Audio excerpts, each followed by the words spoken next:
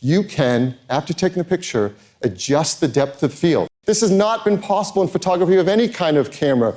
The Samsung Galaxy Note 8 lets you control the depth of field.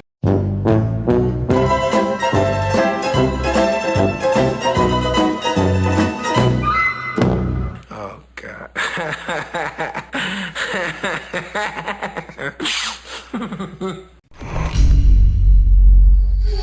What's up guys, Sal here. So I've been watching these iPhone keynotes year after year now, and I gotta admit, this is one of the most boring of them all. There was nothing, and I mean absolutely nothing, apart from the Apple Watch was exciting. I know the S upgrade is never a flashy one, but this event was just plain boring.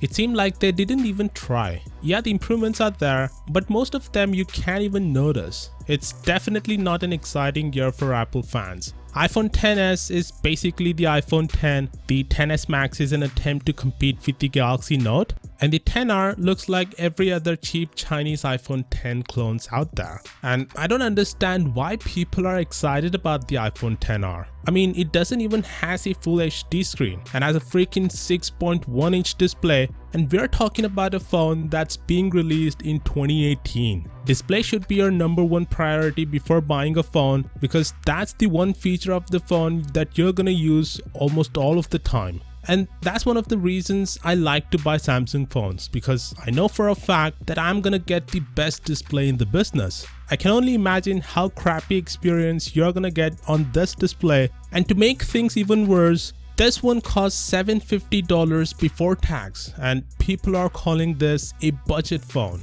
$750 has become a budget phone now. Wow, how times have changed. And the iPhone XS Max is overpriced as well. Compare it to the Galaxy Note 9, which has the S Pen, bigger battery, and twice the storage for the base model, and is $200 cheaper for the 512GB. And you may see the XS Max's price is steep. It's a good phone, but the price is nuts. And now, Apple will no longer provide the Lightning to 3.5mm adapter with the iPhone. It makes me sad that a $1 trillion company can't give you a $9 dongle for free. And we have Samsung on the other hand, which gives you over $300 of goodies for absolutely free when you buy their flagships. I know it's a business strategy. Apple will make millions with this move. For every dongle sold that uses the Lightning interface, Apple will get paid. It's smart on their part, but sad at the same time. Apple isn't afraid of thinking they need to squeeze every penny out of everyone, a typical Apple style of printing easy money from their fans.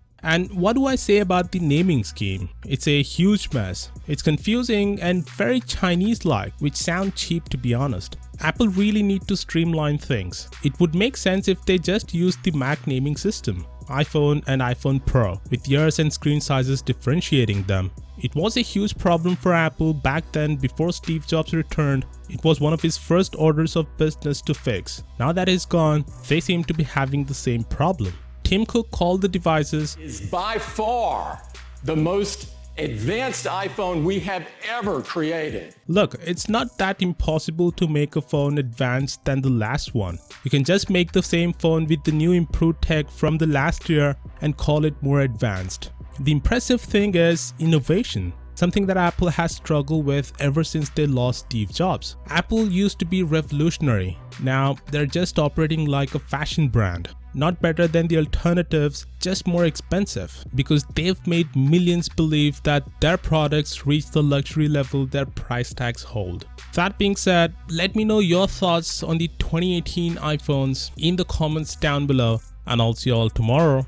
Peace out.